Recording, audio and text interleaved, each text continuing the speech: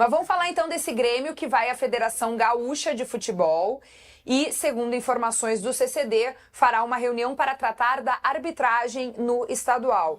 Lembrando aí, gente, que o vice de futebol gremista, o Alexandre Rossato, ele reclamou sobre uma situação envolvendo o pai do Douglas Silva. Tá? Ele já foi funcionário do Grêmio. Antes da gente começar a discussão por aqui, vamos ouvir aí então essa declaração do Alexandre Rossato. Nós temos um avaliador do VAR hoje, que para quem não sabe, o pai dele tem uma ação trabalhista contra o clube. Isso é uma vergonha, era para no mínimo ele se dar por impedido de estar atuando como árbitro nesse jogo do Grêmio. Isso é uma vergonha. Federação, por favor, seja justa na escalação dos seus árbitros. Seja justa na arbitragem em campo, escale o melhor, porque o futebol gaúcho é o melhor.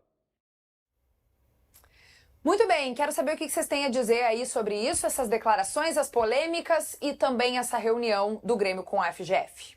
É que são situações um pouco diferentes, tá?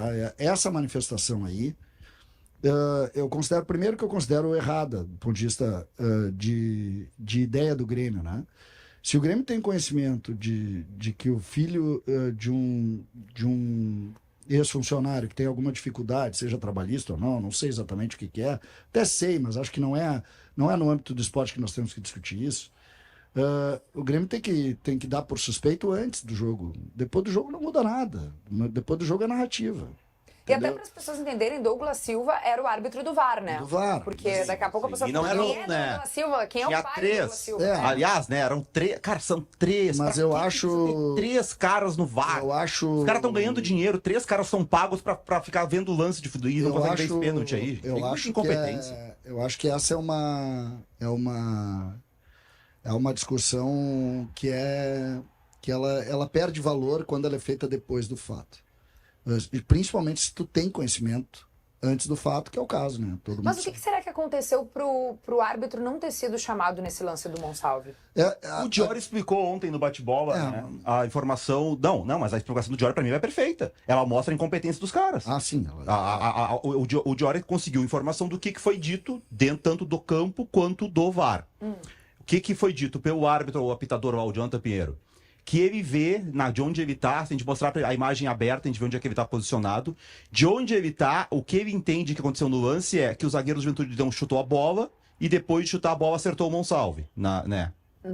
E o bandeirinha lá disse a mesma coisa. Aí a partir daí, o que o VAR tem que fazer? Entender, olha o lance e ver se aquilo que o árbitro está falando no campo de fato aconteceu. Eles viram o lance e concordaram. Cara, gente, é engraçado falar, porque assim, é inacreditável. A incompetência desses caras é inacreditável. E nós estamos falando de um campeonato que o seu Voaden, antes de começar o campeonato, disse que ia ter interferência alta do VAR. Lembra? Tanto que a gente teve... Lembra? Pra pegar um jogo que foi pros dois times, pra ninguém ficar com teoria da conspiração. Inter e Brasil de Pelotas. Os caras chamaram pra rever 2 lances absurdos, que jamais pode ser pênalti aqui. Felizmente, o Roger Goulart, que era o juiz, não deu os pênaltis. Mas eu, desde o início, estou dizendo, eu aqui, nessa mesma cadeira, não, porque era outra cadeira antes, que não tem como... Nessa mesma posição. Nessa mesma posição, que não ia ter como manter esse critério de interferência alta na hora que chegasse um Grenal, na hora que fosse decidir um rebaixamento, na hora que fosse decidir uma classificação. E aí, quando aconteceu isso, dos caras olharam e pensaram, não, vamos manter a decisão do campo, dá razão a todas as teorias conspiratórias. Porque se a regra do campeonato era que ia ter interferência alta, se a interferência fosse baixa, se isso é na Inglaterra que a interferência é baixa, eu já acho que tem que chamar, tá? Mas se não chama, a gente entende. Pô, não, na Inglaterra é assim, os caras não chamam. Agora, se a interferência é alta, como é que não vai chamar? Esse lance... Então foi contra a orientação do Voaden, é inacreditável. Esse lance é daqueles assim, tu diz assim, o pé dele toca na bola, toca. Só que antes do pé dele tocar na bola, olha a perna dele em relação à perna do jogador do Grêmio. Passar devagar, agora vocês vão ver. Olha a perna ali. A perna do joelho pra baixo, olha lá. Ela vai pegando e aí depois ela toca na bola. Quer dizer, cara... Aí depois tem aí o sujeito que diz assim, não, o pé dele tocou antes na bola. Aí tu diz, cara, a tua opinião já... É porque a perna bate antes, entendeu? E pra chegar no pé tem que passar pela perna. Então, e é o que se marca muito. Mas é que eu confesso pra vocês, desculpa, eu não vou discutir o lance, tá? Não vou entrar na discussão do lance. Porque eu não vou mais. Aí o cara diz, olha a ponta do pé dele, toca. Gente, não vou discutir. Só que eu acho que nós temos uma informação, Munari e Tomás, que é muito importante para a gente discutir o futuro do que a gente está fazendo. Tá? O que está acontecendo no Rio Grande do Sul hoje é que a relação do Campeonato Gaúcho para Grêmio Internacional perderam um pouco o sentido. Grêmio Internacional são clubes nacionais que investem milhões, que faturam milhões e que estão se submetendo a coisas que muito assim, muito pequenas. Vamos para o nosso segundo tema do dia, minha gente. Atuação aprovada? Essa é a pergunta que a gente traz. O Inter venceu o Caxias por 2-0, jogando no Centenário. 2 gols do Vitinho num espaço de tempo bem curto, ali em 6 minutos. Mas eu quero saber de vocês se essa escalação foi de fato aprovada. Se a atuação do Vitinho está aprovada também e deve ser repetida aí para esse segundo jogo das semifinais. Então, Kelly, atuação aprovada é meio complicado, né? Porque o Inter fez um primeiro tempo ruim e a volta do segundo tempo era pior ainda, né? Mas aí saiu o gol do Vitinho aos 21, um lançamento lindo do Bruno Henrique pro Aguirre, que rola pro Vitinho abrir o placar. Um belo gol do Vitinho, né? Que corta o marcador e chuta no canto direito do Vitor Golas. E o Inter se empolga e 6 minutos depois... o Bruno Henrique tabela com a Aguirre, recebe, dá um tapa pro Vitinho chutar cruzado e fazer o segundo. Ou seja, o Inter, né, precisou, acho que, 6 minutos para garantir a vaga na final, né? Porque acho que nem o Caxias acredita que vai fazer 3-0 no Beira-Rio. Então, a atuação não foi boa, mas o resultado carimba o Inter de volta na final.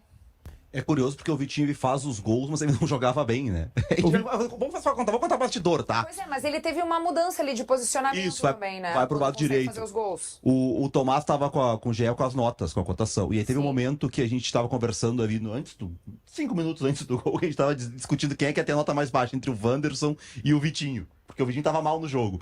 E aí, de repente, ele faz o primeiro gol, né? E aí depois faz o segundo, ele entra no jogo, né? Depois a gente vai até analisar o lado direito do Inter ali, e acaba decidindo, né? E aí tem o dedo do Roger, do que o Roger apostou, porque nessa discussão, né, Wanderson e Vitinho, o Roger decide tirar o Wanderson, né, e mantém o Vitinho no time, que o natural acho que seria até manter o Wanderson, tá aí há mais tempo, é titular há mais tempo e tal, na hora da troca, ele mantém o Vitinho. E aí, esse lance aí, o Vitor Gabriel, né, que a gente elogia tanto, foi muito mal nesse lance aí. Foi a chance que o Caxias teve, mas igual não ia mudar, né?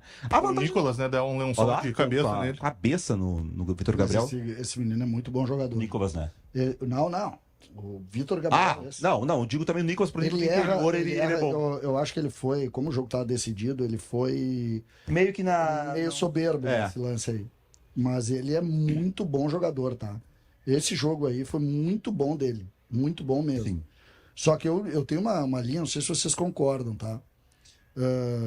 Considerando que seja o Grêmio, o adversário do Inter, que eu tenho muito cuidado em falar, para mim o jogo em Caxias vai ser muito mais difícil que se imagina, porque o Grêmio tinha que ter resolvido o jogo aqui, não resolveu porque a arbitragem tratou de resolver para o Grêmio, né? E apertou o jogo em Caxias. Agora, tirando esse detalhe, o Inter tem que torcer para os seus jogadores voltarem. Esse time que jogou em Caxias perde bem pro Grêmio, tá? O Diori fez pra gente uma análise do pênalti não marcado em cima do Monsalve, porque ele teve acesso a informações dos motivos que levaram a arbitragem de Grêmio e Juventude a não marcar aquele pênalti. Então, a partir de agora, a gente vai rodar e depois discutir. Vamos lá. O árbitro de vídeo, a partir dos relatos do campo, observa as imagens que a transmissão mostra. E o árbitro de vídeo tem 2 imagens que não foram colocadas na transmissão. E foram essas imagens que foram determinantes na decisão do Douglas Silva de não interferir na jogada. São as imagens da microcâmera, que fica dentro do gol, e do ângulo oposto, da câmera que fica na linha de fundo. A avaliação do VAR foi de que o jogador do Grêmio Monsalve já entrou na jogada dobrando o joelho. E além disso, no frame a frame, ele observa que a ponta da chuteira do Abner toca primeiro na bola antes de haver o contato entre os dois jogadores. E olhando nessa ótica, nesse ângulo, nessa perspectiva, ele considera que a jogada foi normal e, por isso, não interfere na jogada. Tá aí um pouquinho da explicação do Diori Vasconcelos para vocês. Muito bem. Eu quero saber o que vocês estão esperando dessa reunião de hoje na CBF, o que talvez vocês tenham também de informação e se vocês acham que os rumos da arbitragem podem mudar depois dos últimos fatos aí em torno disso. Vamos lá. Primeiro, né, por que a gente tem essa informação? Porque o Diori, como jornalista, foi atrás, né, cavocou aqui e ali e descobriu como é que foi a coisa. Mas não é o que eu falava antes, exatamente isso. Não é o que tem que ser assim. Tinha que ter uma explicação do VAR, da Federação Gaúcha, por que a decisão foi tomada. Acho que a divulgação dos áudios das conversas, como acontece no Brasileirão, é necessário. Terminou o jogo um dia depois, se entender por que foi tomada a decisão. A gente ter na hora a repetição da imagem para tentar explicar, como a gente normalmente tem. Lembra daquele jogo entre São José e Pelotas que a gente comentou aqui? Que a câmera da transmissão ela mostra o lance diferente, depois aparece uma câmera por trás que mostra que tem um puxão. Que na minha visão, aquele puxão do zagueiro do Pelotas não era suficiente para pênalti, mas pelo menos ela mostra algo diferente da câmera principal. E ali o VAR mostrou durante a transmissão para explicar por que tomou a decisão. Faltou isso nesse lance. Aí entra a partir do que o Diori disse, a gente debateu isso no sábado e até eu perguntei pro Diori e ele concordou comigo. Que esse frame que mostra que ele tocou na bola antes, que é uma imagem que a gente não tem acesso, mesmo assim tá errado. Porque no futebol não te permite que tu chute a bola e depois tu chute o companheirinho. É pênalti. Se eu tô disputando uma bola com o Vini, eu chego antes, dou na bola e depois acerto a perna do Vini, é pênalti. Então eles erraram em tudo nisso. Na avaliação, eles ficaram concentrados em olhar se tinha um toque antes e não prestaram atenção no todo do jogo. Ontem foi uma explicação do Sobis, e aí por isso que eu acho que a questão da arbitragem no Brasil tem um problema muito claro que esses caras que apitam futebol no Brasil... Desculpa, gente. Eu quero que fale muito sobre isso. Só que é mentira. O que é mentira? É mentira que o cara tocou antes na bola, gente. Mas mesmo que tenha Olha o tocado lance ali, pênalti. olha aquela outra câmera de trás, pelo amor de Deus, velho. Entendeu? É isso que, cara, eu tinha prometido pra mim que eu não ia mais falar sobre isso, cara. Olha lá, faz esse lance devagar, olha a perna do cara antes do pé tocar na bola, olha o que acontece com a perna. Olha lá, olha a perna do cara, vai tocando e aí toca na bola. Então, é mentira. Então, gente, eu não vou comentar o que o Diori deixa de pensar ou pensa. Não me interessa mais isso. Eu não vou mais falar nada sobre isso. Cara, é uma vergonha falar nisso. E aí dizer que tocou um frame mostra... Cara... Então, esse ponto, assim, sobre... porque isso que eu acho que a discussão da arbitragem no Brasil, ela tem que sair mais do erro e tentar encontrar uma forma da gente ter uma arbitragem melhor. Porque acho que todo mundo concorda que a arbitragem é ruim. Quando a gente debate, vai vir uma arbitragem de fora do Rio Grande do Sul, e aí todo mundo começa a apontar que erros dos árbitros de fora, sim, porque eles são ruins também. A arbitragem brasileira como um todo é ruim. Ontem eu vi o Sobis analisando esse lance, e por isso que eu acho que também, quando a gente formar comissões de arbitragem, não pode ter só ex-árbitros. Porque esses caras nunca chutaram bola na vida. O Vaden nunca chutou bola na vida. Tem que ter jogador também. A análise do Sobis, ela resume bem o lance. O Sobis diz o seguinte, se não tem um Monsalve ali, do jeito que o zagueiro do Juventude chegou na bola, essa bola vai lá na arquibancada. Com a força que ele botou na bola. E ele pega a bola, pega meio de sem jeito na bola ali, ó. Esse lance aí, essa bola vai lá fora. O Sobis jogador, ele trouxe uma visão que a gente não tem. Que o árbitro não tem. Então, nessas comissões de arbitragem, tem que ter também ex-atleta. Tem que ter a visão do atleta muitas vezes. Porque o atleta sabe a história. Mas o Monsalve estava dobrando o joelho. O atleta sabe se dobrou o joelho ou se não dobrou o joelho. O árbitro não sabe. Então, assim, a arbitragem no Brasil, para ela melhorar, ela tem que primeiro tem que se profissionalizar, é óbvio.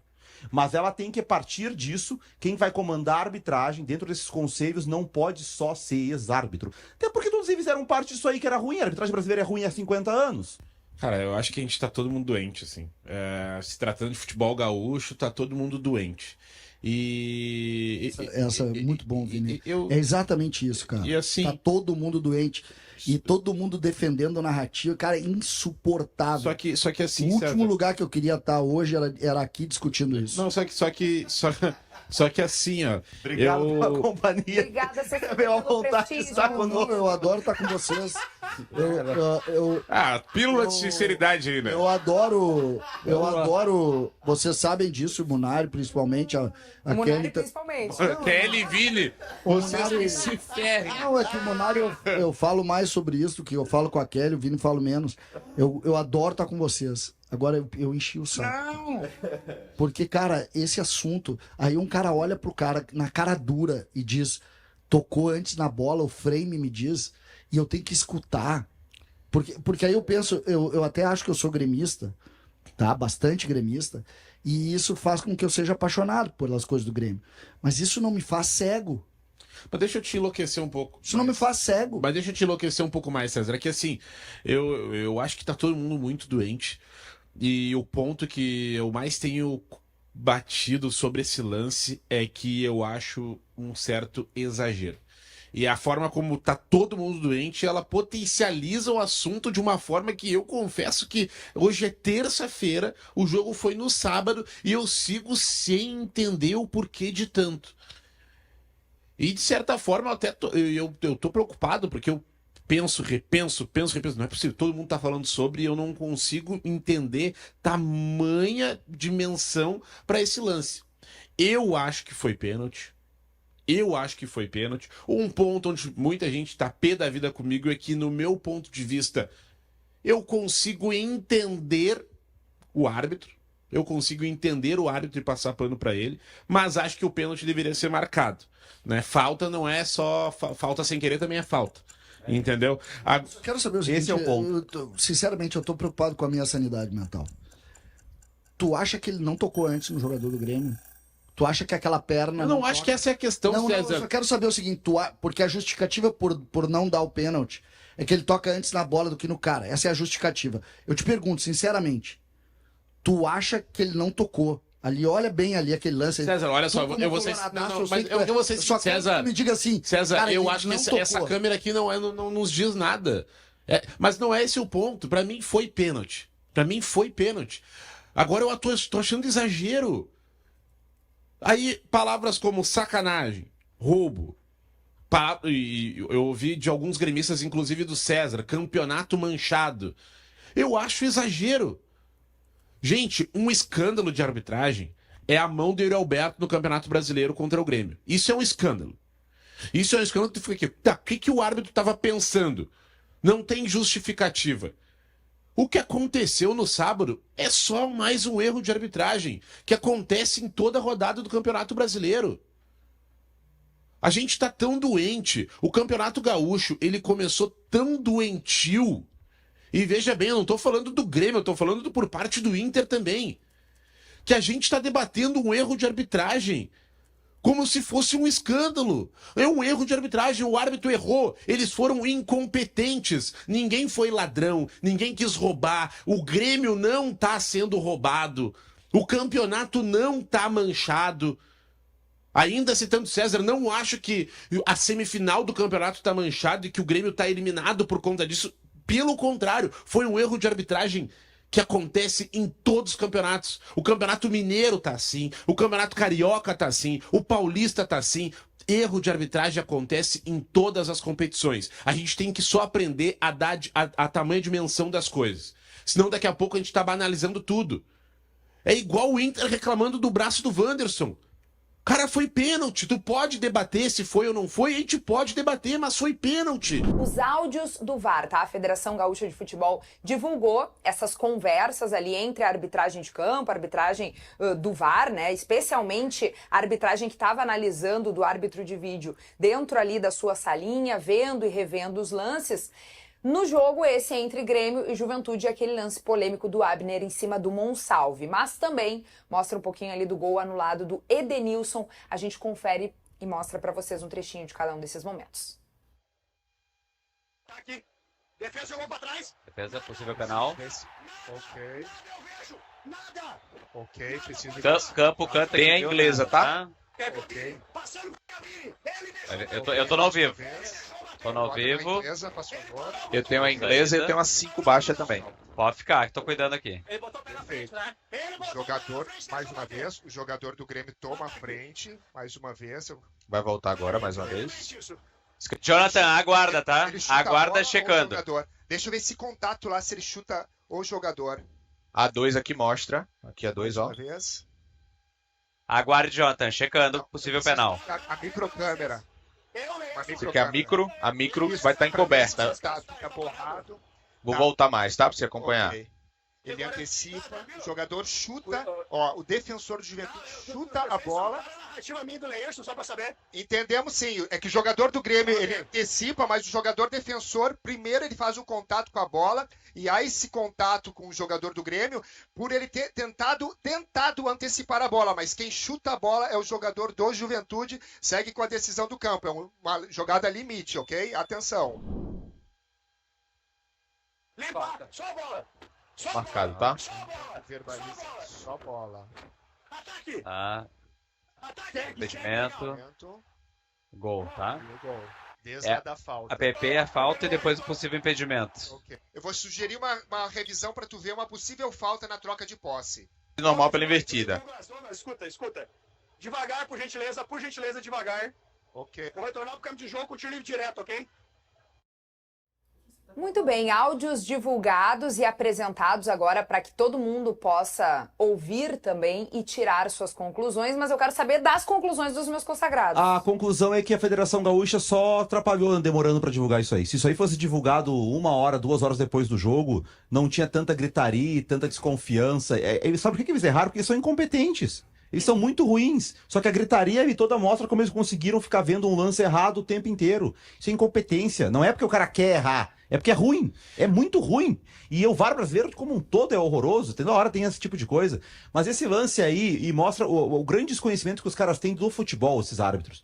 Porque eles ficaram focados em tentar achar numa outra câmera um toque na bola e tal. Cara, a câmera tá clara que ele pega o Monsalve. E aí o Douglas Silva, que é o auxiliar aí, o primeiro do VAR, diz assim, tem uma parte que acho que a gente não chegou a entrar esse áudio, que é mais pra frente, que ele diz, o jogador do Juventude acerta a bola e aí o jogador do Grêmio antecipou e... Isso é justamente o que significa uma falta, né?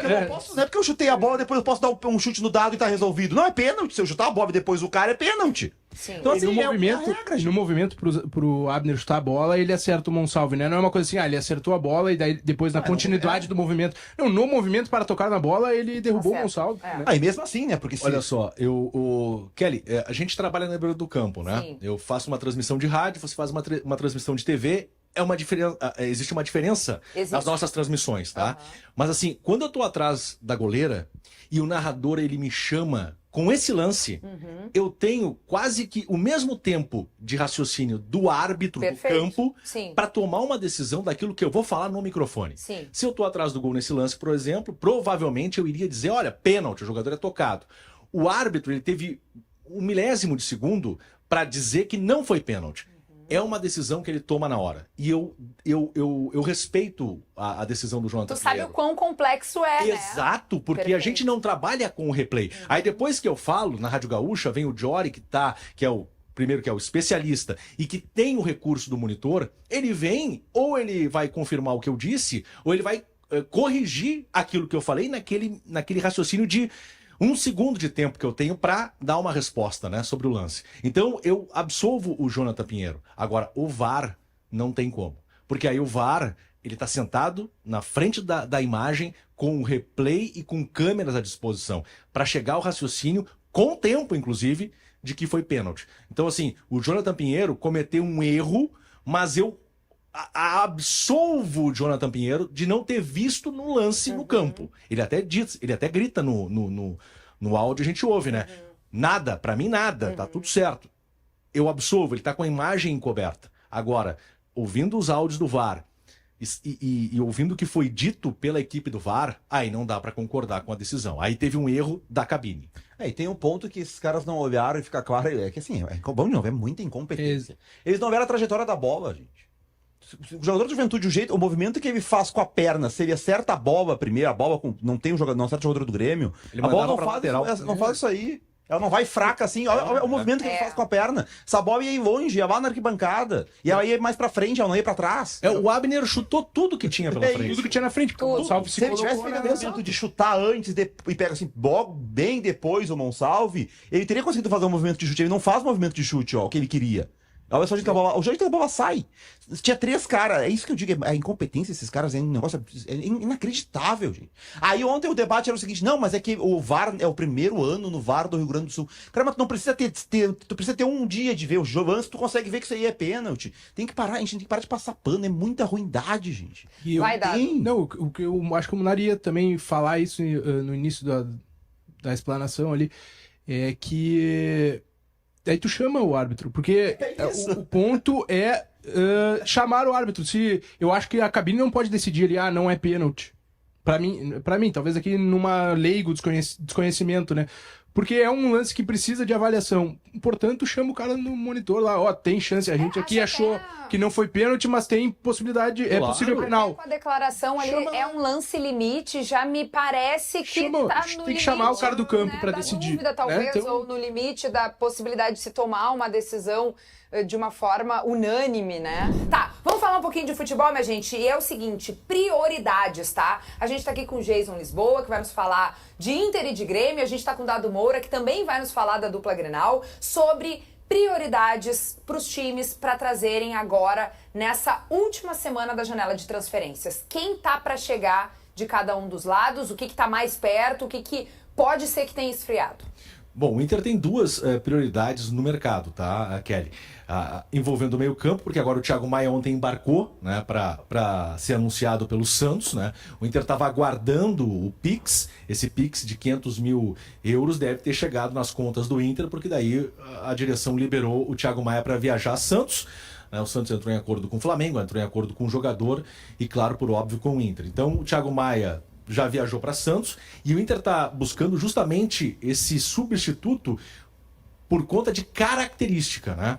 Não quer trazer um volante para ser mais um marcador, porque ele já tem o Fernando, já tem o Ronaldo, o Luiz Otávio que está retornando do DM, então ele já tem essa característica. O Inter está no mercado buscando a característica que ele está perdendo no momento, que é a saída do Thiago Maia para o Santos, e que são características que se aproximam a do Bruno Henrique. Tá, porque mas seria para ser titular esse volante que chegaria ou talvez não? O Irala, que o Inter conversou com o São Lourenço, e conversa, o empresário até ainda não fecha as portas para uma negociação, mas tem que acontecer dentro de 2 dias. Hoje, amanhã, até sexta-feira, porque fecha a janela de transferências.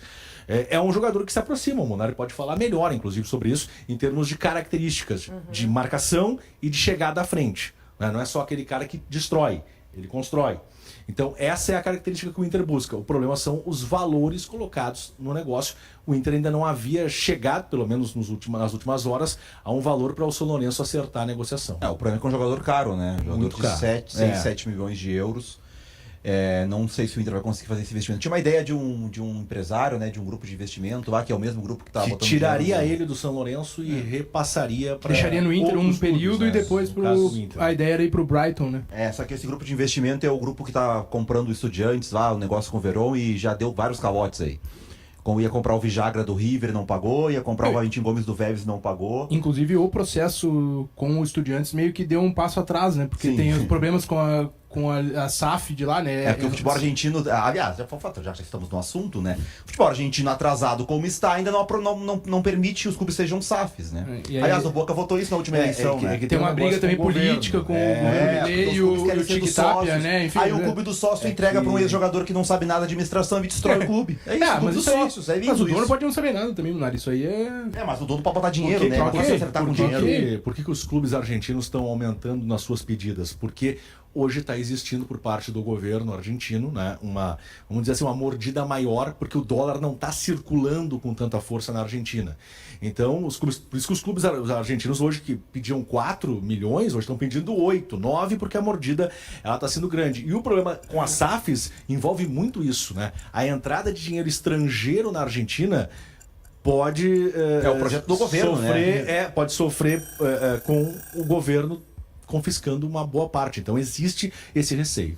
Muito bem, vamos dar um tempinho a mais pro Dado conseguir explanar também sobre os reforços aí do Grêmio. É curioso que o Grêmio tá indo no São Lourenço também. Quem é que o Grêmio quer? Pra buscar o Romanha. O zagueiro, que é a negociação que existe aí. O Olé até ontem, o Diego Paulite publicou que o Grêmio aumentou a proposta pelo Romanha ontem. Que tá em torno de quanto? Porque eu tinha ouvido de 8 milhões de dólares. Isso alto era o que também o valor, né? São Lourenço estava pedindo, mas Sim. o Grêmio não chegaria nesse valor. Não chegaria nisso. Peraí. Assim, o Romain é bom, mas 8 milhões de dólares não existe. Era o pedido, né? O River pagou agora para contratar o Martínez Quarta, que estava na Fiorentina, 7 milhões de euros, que já é bastante. O Martínez Quarta é muito mais zagueiro que ele. Eu não tenho o valor e na matéria também não estava colocado, mas é menos do que os 8 que o São Lourenço quer. Até por isso também não avança, né? Não tem um avanço significativo. O jogador já se manifestou também que não tem pressa de sair lá do São Lourenço. E na mesma nota, curioso, é que eles colocam que o Grêmio tem interesse, tem o Naves do Palmeiras como uma opção caso não feche com o Romain, que é um jovem de 22 anos lá da base do Palmeiras. Então, na mesma matéria do próprio Olé, né, como o Quinteiros também tem uma raiz lá na Argentina, a gente acaba aproveitando essas informações, eles citam o Naves do Palmeiras. A vantagem é que o Naves o Grêmio pode negociar na outra janela que vai se abrir, né? Exatamente, Tem na isso. janela dos estaduais. E aí poderia contratar após o fim dos estaduais ali. Que seria o quê? Até abril ali? 11 de abril. 11 de abril. 10 de março a 11 de abril. Os dois negócios com o São Lourenço, eles também se complicam porque na Argentina tem 2 campeonatos. Agora voltou a ser apertura e clausura, tá? Voltamos a... Só que são 30 clubes pela bagunça que é a AFA. O São Lourenço hoje ele é o 4º colocado do seu grupo, ele tá fazendo uma boa campanha, então ele tem chance de título. Então também há um interesse, por exemplo, o Romain, a ideia dele não sair porque quer ficar para tentar conquistar um título. Mas aí lá no meio do ano, em junho, é claro que tu concorre com o mercado europeu, no caso do Irala, né? Mas do a Romain chance também, de sair... porque o jogador, né, já vislumbrou alguma coisa pra ir pra Europa também. Mas a chance deles saírem é maior. Assim, acho que até o São Lourenço também tá fazendo jogo duro de pedir valores mais altos. Porque como janela, né? e assim, já que eu vou perder meu jogador titular, que eu tô brigando pelo título aqui, só sai se for um valor muito alto. E em junho, talvez a negociação consiga redução de valores. O Grêmio acabou de pagar 4 milhões e meio, segundo o Vitória, né? Pelo Wagner Leonardo, exatamente. Isso dá 4 milhões e meio, 26 milhões euros, de reais, né? isso. Dá 26 milhões de reais. Então o Grêmio acabou de fazer, há 2 semanas, um investimento milionário. E um outro nome que surgiu, não para ser contratado, mas que o Grêmio tentou, é o Cabrera, do Espanhol, lá da Espanha. O Grêmio fez proposta antes de fechar com o Wagner Leonardo, a informação que a gente trouxe no GE ontem. Mas aí o Espanhol acabou recusando a proposta, enfim, e o Grêmio partiu para outras opções e acabou por contratar o Wagner Leonardo. Só que o Cabrera, ele fica livre no meio do ano. Então é aquela coisa, se o cara vai estar livre no mercado, talvez o Grêmio não descarte ele, né? Fica no radar ali, porque é uma possibilidade sem custos, né? Os dirigentes trabalharam com uma lista de 15, 20 nomes. Né? E assim, eles abriram vários flancos de negociações, Cabrera, o Romain, por último agora. O Wagner Leonardo foi um negócio de última hora. Esse sim, porque o próprio admitiu em entrevista coletiva de apresentação. A janela fechava na sexta, na quinta-feira de noite eles procuraram o empresário e o jogador. E ele, não, quero ir, só que tem que fechar a tempo de ser inscrito para a disputa do Gauchão. Mas eles trabalharam com 15, os dirigentes confirmam isso, eles trabalharam com 15, 20 nomes. E assim, existiam negociações que avançavam 70%, 80%, mas na hora de fechar tinha um recuo, tinha um problema, tinha um dinheiro a mais aqui, um dinheiro a mais ali, e as negociações não fecharam. Por isso que o Grêmio teve dificuldades e reconhece que o setor mais difícil de reforçar foi o defensivo, porque o Quinteiros ele gosta de uma característica específico, né, específica nos seus defensores. Tanto que Kelly, Rodrigo Eli tá perdendo espaço. E até agora, 9 jogadores o Grêmio contratou, né? E tá buscando esse 10º que seria um zagueiro. Pra jogar ao lado do Wagner Leonardo. Temporadas de Campeonato Brasileiro com mais de 100 gols sofridos. Então a defesa é um problema no time que precisa ser resolvido. 72 e 73 gols sofridos. O Quinteiros, por enquanto, só não vai trocar. A ideia dele é o lateral direito, que é o João Pedro. Que de resto muito ele vai bem. Mas vão ser amareladinhos, Jason e Dado, porque é só uma chamada de atenção pelo tempo, tá? Esse programa tem tempo. Mas eu entendo que é notícia importante também pro torcedor saber como estão as negociações nessa semana em que encerramos aí a janela de transferências internacionais, né? Depois existe alguma possibilidade de jogadores que disputaram estaduais de virem para Grêmio, Inter e aí reforçarem os elencos da dupla Grenal. Reforços a caminho. Mesmo de férias, o Vaguinho informou, trouxe aí nas redes sociais, que o Inter tá perto de trazer o zagueiro Juninho, do Midtjylland, da Dinamarca, E também o volante Diego Rosa. Isso eu ouvi até o Jason ontem falando na Rádio Gaúcha sobre isso. O menino Gilson, né? É, isso aí. Ele que é cria do Grêmio, tá no Lomel, da 2ª divisão belga. O que vocês acham desses nomes? Lembrando que tem ainda o Irala, né, que a gente tá falando, esse negócio que tá perto de ser concretizado, mas ainda não temos anúncio oficial nenhum por enquanto. E aí, que temos de novidades? Tu tem informações? Não, com relação ao Diego Rosa, se aproxima da característica que o Inter buscava no mercado após a saída do Thiago Maia. A gente até falava sobre isso ontem, né, Kelly, com relação a essa necessidade que o Inter tinha no mercado, e encontrou no Diego Rosa. O Roger conhece ele dos tempos de Grêmio, da sua última passagem pelo Grêmio, e, claro, com certeza partiu do Roger essa indicação para que o Grêmio investisse, para que o Inter investisse na contratação desse ex-jogador do Grêmio, Diego Rosa. E o Juninho era um assunto que o Inter vinha tratando nos últimos, dá para dizer, meses. Não era um nome, não é uma surpresa a contratação do Juninho. O Inter conseguiu destravar esse negócio, está pagando aí um valor importante, né, para assinar em definitivo com o Inter, né? O Diego Rosa deve chegar por empréstimo, né, com passe fixado. Já o Juninho chega em definitivo para o estádio Beira-Rio. A contratação, bom, o Juninho, eu acho que pelo status que o Vitor Gabriel atingiu, ele não chega para ser titular, né? Acho que o Vitor Gabriel teria que ir muito mal na final do Gauchão para perder a posição. O Inter tem essa, mas o Juninho é um zagueiro canhoto, é um zagueiro de bola aérea. Características elas são parecidas com as do Vitor Gabriel, né? O Inter buscava esse zagueiro desde o começo do ano. Para mim, a contratação do Juninho, ela só confirma o erro que foi a contratação do Kaique Rocha. Porque o Inter inicia o ano buscando 2 zagueiros, um zagueiro para ser titular e um zagueiro para grupo. Só que nesse meio do caminho, entre o começo da temporada e agora chegando já ao final do Gauchão, apareceu o Vitor Gabriel, que se afirmou muito bem, né, um zagueiro da base. Então o Inter ganhou o zagueiro titular com o Vitor Gabriel e o Kaique Rocha veio sendo o zagueiro para grupo. Por que o Inter vai lá e busca o Juninho, que não é um zagueiro afirmado que chega aqui para ser o titular, que chega para grupo? Porque o Kaique Rocha é insuficiente. Então quando tu não tiver, tu tem Vitão e Vitor Gabriel, faltou um. O Vitor Gabriel, que é o canhoto, joga o Juninho. Não vai ter o Vitão, vai jogar o Rohel. Né? E o Kaique Rocha fica pro 3º escalão, junto com o Cleiton Sampaio, né? 5º e 6º zagueiros do elenco, assim. Mas foi uma contratação que a gente falou atrás, errada. Né? Ele é insuficiente pro Inter. Então, como não serve o Kaique Rocha, que é destro, mas jogava pelo lado esquerdo no Atlético Paranaense, poderia ser o reserva do Vitor Gabriel, só que ele é muito menos do que o Inter precisa.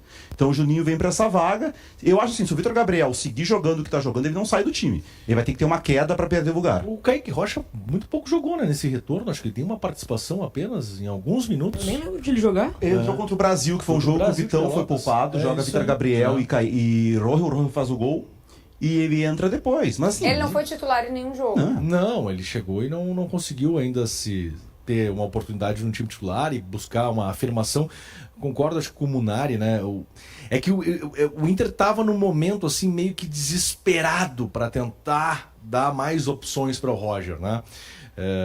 Tanto que segue no mercado, né? O Irala, o Inter ainda não descarta totalmente a contratação desse volante. Pois é, o empresário disse que o negócio está 90% fechado, né? Conversei com o empresário ontem e ele me disse, olha, avançou muito, 90%, só que o problema são os valores pedidos pelo São Lourenço. E o Inter não quer fazer loucura para fechar essa contratação. Sim. E aí viu no Diego Rosa uma possibilidade, né? Uma possibilidade para suprir ou para tentar suprir essa saída do Thiago Maia. Né? Vamos ver se vai conseguir dar uma boa resposta. O fato é que o Roger pediu e a direção do Inter atendeu, tá indo ao mercado. E agora, Kelly, tem uma situação importante, né?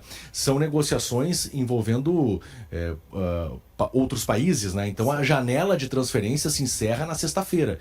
Então o Inter agora está numa corrida contra o tempo para justamente a inscrição desses jogadores já, o Diego Rosa e o Juninho contratados. O Diego Rosa, ele é uma aposta do Roger. Aí é o momento que a gente tem, assim, do mesmo momento que o Roger em alguns confia na direção, né? A direção confia no Roger, porque ele é um jogador que foi campeão mundial sub-17 com a seleção brasileira 2019, né? Isso aí. Ele tem só 22 anos, ele foi comprado pelo Grupo City. Ele no Bahia ele jogou, mas não conseguiu ir bem. Esse time aí joga na segunda divisão da Bélgica, também é do Grupo City. Tá mal, né? É o 13º da segundona da Bélgica. Então esse é o nível do clube. Só que o Diego Rosa, e ele tem uma questão assim, é uma questão muito mais, eu acho, de recuperar o ser humano. Né? A bola ele tem. Talvez. Porque quando ele estava no Bahia, a saída do Bahia acontece logo depois de um jogo que ele é vaiado pela torcida. E ele chega a dizer uma entrevista, não sei se é nas redes sociais ou se ele dá numa entrevista, acho que nas redes sociais ele chega a fazer um desabafo dizendo que estava cogitando encerrar a carreira. Isso quando ele tinha 21 anos. Pesado, né? Pesado. Então, assim, obviamente é uma questão mental, né? Então, ele foi pra lá, pelo menos lá ele tá jogando, né? Na Bélgica, num nível mais baixo, e agora ele volta. Ele me pareceu, Munari, não sei, olhando pelas imagens agora, porque ainda não tinha olhado assim com detalhe o Diego Rosa na Bélgica. Ele cresceu, né? Ele parece que tá mais forte do que aquele que saiu do Grêmio. Até pela questão da idade também, né? Tá com 22 anos. Mais franzininho, né? Ele era mais, né? Fisicamente, talvez já tenha encorpado um pouco mais. Ele encorpou. Eu tô vendo um jogador mais... agora é na Bahia? É no Bahia, né? Bahia. Então... Ele tá bem mais magro no Bahia. E tu vê, no Bahia ele tava há pouco tempo. Então, ele realmente deu uma encorpada. Vamos adiante aqui no nosso roteiro, que tem como tema estilos, tá? De Renato e Quinteiros. Por que a gente tá trazendo esse tema por aqui? O Edenilson deu uma entrevista ao 4D Esportes, e tá aí na tela para quem nos acompanha no YouTube de GZH, um trechinho dela. Ele comentou as diferenças de estilo do Gustavo Quinteiros em relação ao Renato Portaluppi. Segundo o jogador, o Renato é um técnico que gosta mais de dar liberdade de movimentação ao atleta, enquanto o Quinteiros prefere que o time seja mais organizado. O Edenilson também citou alguns problemas ali de cada um dos estilos, né? O jeito mais livre do Renato pode render uma desorganização tática, enquanto o estilo mais fechado do Quinteiros pode ser de difícil compreensão. Então, prós e contras dos dois lados. O que vocês acharam? Eu achei bem interessante essa fala do Edenilson, porque embora os dois tenham o mesmo esquema tático, né, gostam de usar os dois pontas ali, nitidamente dá pra ver isso que ele fala, né, o time do Quinteiros é muito mais compactado, mas defendendo o Renato também era muito mais fácil dar essa liberdade criativa e de organização pros jogadores quando tinha o time de 2017, 2018, né, aí era muito mais fácil. Hoje em dia, realmente, o ano passado ficou muito complicado e por muitas vezes a gente via exatamente isso, né, essa desorganização em campo que, cara, o Grêmio às vezes virava uma maçaroca, não sabia pra que lado ia. Maçaroca. É um jeito de trabalhar diferente, né? Como o Denilson falou, o jeito do Quinteiros é mais difícil de compreender. Então, por isso, muitas vezes acontece de um treinador que tem uma ideia de organizar o time e ele não conseguir. Porque ele também depende dos jogadores. O Renato é o estilo mais confiar muito no individual do jogador, né? O Renato foi um grandíssimo jogador. Isso também tem a diferença dos jogadores, né? O Renato foi um grandíssimo atacante de muita qualidade. O Quinteiros foi um zagueiro. Um zagueiro de nível baixo. Então o Quinteiros vê o futebol pela organização. Fala assim no meu treinador, hein? Mas ele jogava. Ele era argentino, ele começou no Newell's como meia. E depois foi jogar como zagueiro na Bolívia. O que tu acha da qualidade dele? Não, nem perto de Renato Portaluppi, claro. Então o Quinteiros vê o futebol como organização, né? E o Renato vê como a liberdade do individual, do improviso. O que eu acho que o Renato sofre, com o que que fala, quando ele não tem grandes jogadores para decidir para ele, como o Grêmio tinha com o Everton, Cebolinha, com o Maicon, com o Douglas, com o Luan e companhia, aí tu vai precisar mais organização, né? E aí a gente viu nos últimos anos um Grêmio que se organizava fácil, porque o Grêmio não tinha esses caras para decidir, e quando perdia a bola o time tava... Por isso o Grêmio tomou mais de 100 gols em 2 anos de Brasileirão. E em 2023 tinha a grande estrela que era o Soares, né? Então, tinha a grande estrela. Que o Grêmio tomou 56 gols, foi uma das 4 piores defesas e vice-campeão. O que eu acho que o Renato vai ter que cuidar no próximo trabalho dele, que eu acho que não vai ser com um elenco assim, porque ele não vai assumir Flamengo, Palmeiras, o Botafogo tem há 2 meses sem técnico, não procurou ele, que o futebol brasileiro também evoluiu do tempo de sucesso dele. Depois do Jorge Jesus, teve uma virada no futebol brasileiro, com as chegadas dos treinadores estrangeiros, e o futebol brasileiro hoje é mais organizado. Então, quando o Renato é campeão da Libertadores de 17, ele passa pelo brasileiro do Botafogo, era treinado pelo Jair Ventura. Na Copa do Brasil, que ele ganha, na semifinal, ele pega o Cruzeiro do Mano Menezes e o Atlético Mineiro do Marcelo Oliveira, na final. Hoje o futebol brasileiro tem treinadores muito melhores que esses. Então ele precisa entregar mais também. Eu tenho alguns bastidores desse início de Quinteiros no Grêmio, Kelly, que dão conta primeiro da seriedade do profissional, tá? E quando eu falo do Quinteiros, não estou falando do Renato, estou falando do Quinteiros. Tá. Profissional extremamente sério, cumpridor daquilo que é combinado entre as partes, ele não abre mão disso. Então ele mantém o respeito do grupo. E sobre trabalho, a diferença ela é drástica, tá? Os profissionais hoje que trabalham no dia a dia no CT relatam isso. Chegar hoje e ver um campo de treinos preparado para a atividade, com fitas, com espaço limitado, com obstáculos, com cones, isso não era visto antes, é visto hoje. Então há uma mudança drástica no trabalho, sem contar que o Quinteiros, por exemplo, terminou com um rachão, que é algo característico, né, nos clubes de futebol. Talvez terminou, acabou. Não termina o treino com rachão, acabou o rachão, não tem mais aquele rachão. Pode até mudar, de repente, daqui a pouco, no avançar dos meses, mas a informação que eu tenho é de que o jogador não joga mais rachão no Grêmio. Então, são mudanças importantes de um treinador que está mudando uma filosofia de anos e anos que o Grêmio vinha tendo com o Renato. Primeiro, com essa escalação, eu não... O termo não é concordar. Eu acho que essa para mim é a escalação que ele vai... Porque ele não vai... O time titular do Grêmio sai o Cristaldo, bota o Monsalve por dentro e joga o Amuso. Esse é o time titular do Grêmio. Por que não usar esse time amanhã? Não, é porque não teria nenhuma solução de mudar o time se ele tira o Amuso do banco. Se ele precisar mudar o time no segundo tempo, tu não tem nenhuma solução de velocidade. As duas soluções estão aí. César Cidade Dias é dirigente de futebol agora. Cristiano Munari é o treinador. Isso. Aí eu te explico a minha escalação. Olha só, eu não vou começar com o melhor time... Porque pode ser que eu precise mudar, eu prefiro deixar o melhor no banco para poder mudar. Eu não acho, sinceramente, de todo o coração, eu não acho que é uma resposta simples de fazer. Eu não acho que seja simples de fazer.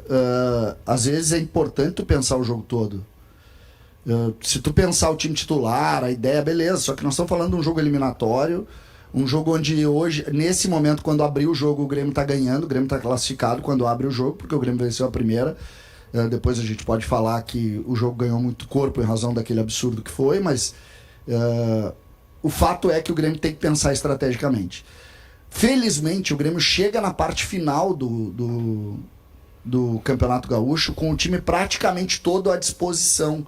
A volta do Pavão é importante, o Amuso está crescendo, o Monsalve está crescendo, os jogadores que foram contratados já estão mais próximos do melhor rendimento. O Grêmio chega forte em Caxias. Mas eu não acho, Munari, eu entendo o teu raciocínio, respeito totalmente, sabe que eu te respeito muito às vezes. Mas é importante dizer que é um jogo duríssimo e que a estratégia vai ganhar o jogo. E eu acho que não é ruim pensar assim como ele pensou. Munari. Eu tiraria o Cristaldo exatamente porque é um cara que compete pouco, né? O Monsalve por dentro é melhor que o Monsalve por fora. Tu ganha o Monsalve por dentro em relação ao Cristaldo e tu ganha o Amuso por fora. E aí só colocando, tem o Pavão voltando. Só colocando, a gente tá colocando essa escalação aí, né? Mas a reportagem tem o Amuso, né? Sim. A reportagem, né? O time da reportagem, o time das informações da reportagem é com Monsalve e Amuso, como um Cristaldo no banco. Sim. Ontem não sei se tu fizesse Grêmio nos 2 últimos dias ou não. Fiz. Eu ainda tô dando essa dúvida, mas a entrevista do Christian Oliveira, para mim, ela dá algumas pistas. A gente vai rodar um trecho daqui a pouco. O Christian Oliveira fala o seguinte, inclusive. Muito legal. E ele diz o seguinte, que o jogo contra o Juventude fica de lição no segundo tempo, pela intensidade que foi colocada em campo. Qual é o recado? O time do segundo tempo. O time do segundo tempo sem o Cristaldo. Sem o Cristaldo, com o Monsalve centralizado e o Amuso pela ponta esquerda. A minha dúvida é, o Monsalve não tem condições de jogar 90 minutos ainda? Mas aí tudo bem, não, o Amuso tu diz. O Amuso, perdão. Não, mas tudo bem, mas aí tu tem o Pavão voltando, né, pra entrar. E aí, e não necessariamente mas tu prefere ter o Pavão ou ter o André Henrique pra jogar de extremo ou o Edenilson de extremo? Eu não acho que o Pavão seja... É só a peça. Falou o melhor grupo do Brasil. Falou. Mas tu acha que falou o melhor grupo do Brasil. Eu posso olhar futebol e analisar ou eu só tenho... Falou o melhor grupo do Brasil. Porque daí, segundo o CCD, eu sou pago pra fazer uma coisa. Ele não quer que eu faça, eu largo o microfone. Não, fica aí, Vini. Não vai embora, Que isso? Tio de pé aí, tênis. Ficar assim... Eu concordo que o Pavão Desculpa, o Pavão não é tem toda a razão. O Pavão não é a última bolachinha do pacote, mas assim, no Grenal, por exemplo, ele teve que, quando foi botar extremo, botou o Edenilson na ponta esquerda. O Pavão é do lugar. O Amuso pode jogar 60 minutos, vamos pensar assim. O Amuso, os 30 minutos joga o Pavão. Se tu não tem o Pavão, tu tem que botar o André Henrique, que não é extrema, ou o Edenilson, que não é extrema. Já diria o nosso filósofo Adroaldo Guerra Filho, é o pianista no piano. E outra coisa, assim, vamos ser sinceros também numa coisa. O Juventude é o adversário, tá? O Pavon no Juventude seria o melhor jogador do time. Pro Grêmio, o Pavon pode ser pouco. O Pavon, se ele chega no Juventude, ele é o melhor jogador do time. Ah, mas e daí? Então, o adversário contra o Juventude serve o Pavon.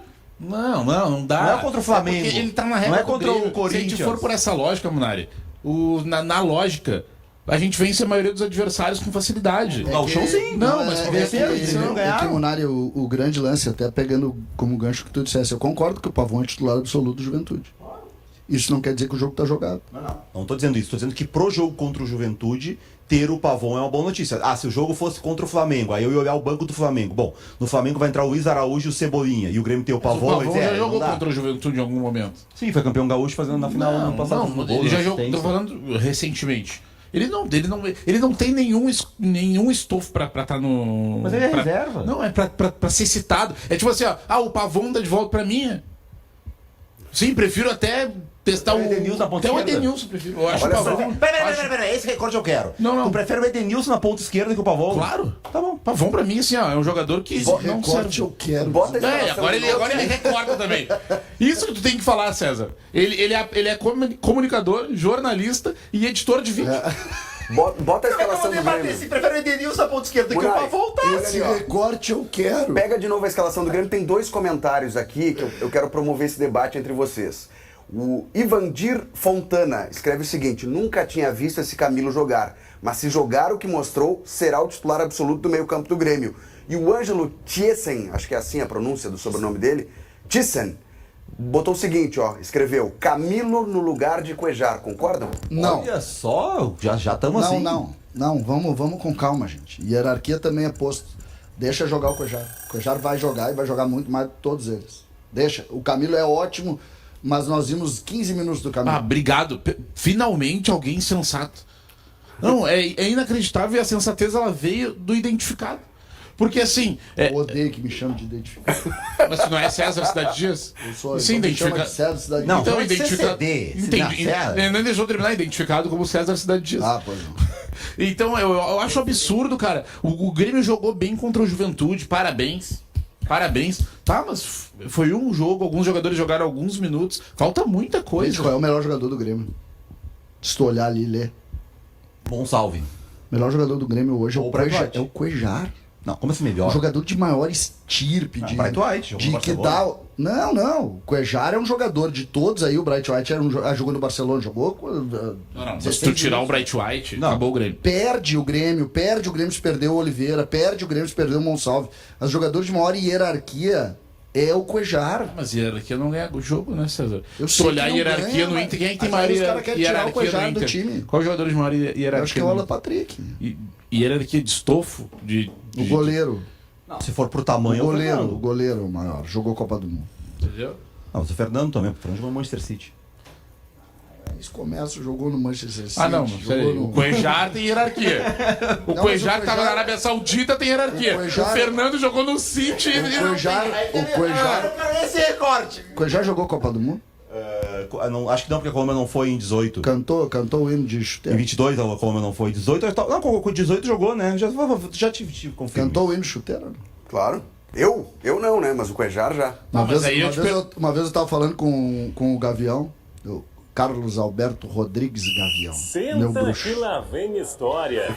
E aí nós fomos jogar um jogo de futebol de salão e os caras estavam me dando pau. Nós jogando futebol de salão de brincadeira e eu gordo, velho já, né? Não jogou a Copa de 18. E nós jogando e a pancada pegando e um cara me mirando, né? E eu já brabo, né? E eu digo, Gavião, faz alguma coisa, né? O cara tá me dando pancada, tudo que é jogada. Porra, eu tô velho aqui, não consigo nem revidar. Não tenho nem força pra isso. Daqui a pouco foi numa dividida. Só vi um ai, falta para o Gavião e o cara saiu com um talho na perna. Aí o Gavião passa caminhando por mim e diz assim: sabe qual é a diferença entre eu e tu? Qual? É que eu cantei o hino de chuteiros. Boa história, e a gente segue o nosso fio, porque agora vamos tratar de Inter. A gente colocou o campinho do Grêmio, o time do Grêmio. Vamos projetar o time do Inter, que tem uma mudança, né, Vini? O Wanderson tá indo para BH, esse é um tema que a gente vai abordar mais adiante, mas eu quero que tu escales aqui o time do Inter, para enfrentar o Caxias, e se é que esse jogo ainda tem um risco pro Inter no Beira-Rio. E aí, Vini? Risco? Concorda Qual com esse risco time que aí? pode ter? Só se, sei lá... Só risco de chuva. É o único risco que... Olha aí, ó. Tu pediu Não, pra só se não o Caxias virar desligar o recorte. disjuntor, vai apagar a luz do Beira-Rio, é o risco. Sabe qual é o pior? O pior é os goleiros assim, ó. Bah, tu tá zicando. Aí o time perde. E a culpa é de quem? A culpa é minha. Não, mas acho que esse é... O Inter tá no meio pra frente, o Inter é meio sem grandes alternativas, né? O que o Inter vai fazer de mudanças aí do meio pra frente? Acho que esse é o time ideal. E, inclusive, o Inter que contra o Caxias melhora com a entrada do Gustavo Prado, né? O time dá uma melhorada, assim. O Wanderson acabou... O Wanderson ele vai sair do Inter sem deixar saudades. Que o Wanderson é o cara Ajuda o Vini. Eu sei que o Wanderson... Peraí. O que esse time do Inter melhora pra final do Campeonato Gaúcho? Alan Patrick volta, certo. Alan Patrick volta. Aí o Carboneiro vai pra ponta esquerda. O Borré volta. Segundo a informação do Vaguinho, o Borré tá fora do Gauchão. Vai debater mais adiante. O Borré está fora do Gauchão. Vamos debater mais O Wesley adiante. volta. Acho que não. No primeiro Wesley jogo, não. Então não volta. É esse time aqui com o Alan Patrick e aí o Carboneiro joga ali. Que Seria melhora isso? muito, porque o Carboneiro na ponta é muito melhor que o Gustavo Prado e o Alan Patrick por dentro é muito melhor que o Carboneiro por dentro. É esse o time internacional? É esse o time. Quer que eu diga ou vocês vão dizer? Tá, mas... não. Quer que eu diga? Diga o quê? O que vai acontecer na final do Gauchão se o Grêmio passar amanhã? Mas a primeira com esse time análise... aí? Tu acha que o Grêmio ganha fácil? Não, fácil não, ganha as duas. Peraí. A análise... Ganha! Não, eu quero os cortes! O Grêmio ganha as duas! Eu vou só fazer, já que tu fez aqui a tua análise. Eu vou fazer só um exercício contigo, tá? O Grêmio ganha as duas! Eu vou fazer um exercício contigo. Tá vendo aqui? Essa posição aqui no campo. Olha aqui pra mim. Olha aqui pra mim. Look me. Olha aqui. São os artistas. Olha aqui. Look me é bom demais. Look me, CCG. Olha aqui. Sextou, vambora. Caesar City Days, look me, please, man. Please, man. Olha aqui. Olha aqui. Carboneiro.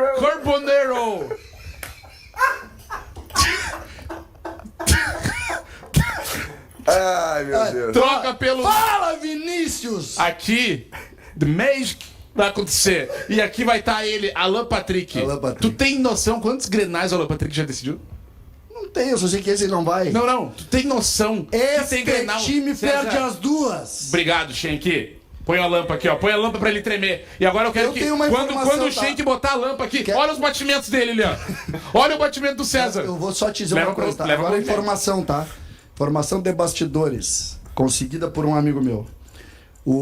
E aí falando muito sério. Internamente, a única dúvida pros grenais é o Wesley, não o Borreta. Isso é informação. Informação, falando muito sério. Mas aí, se tu tiver mais informado que o Vaguinha dentro do Inter, a gente vai... É que assim, ó... o Vaguinha, eu acho que o Vaguinha, a informação que ele tem é aquela original lá. De repente o Borré, dizem que o Borré é um cara que tem super... ele nasceu em Marte, né? Então ele tem uma recuperação diferente dos outros.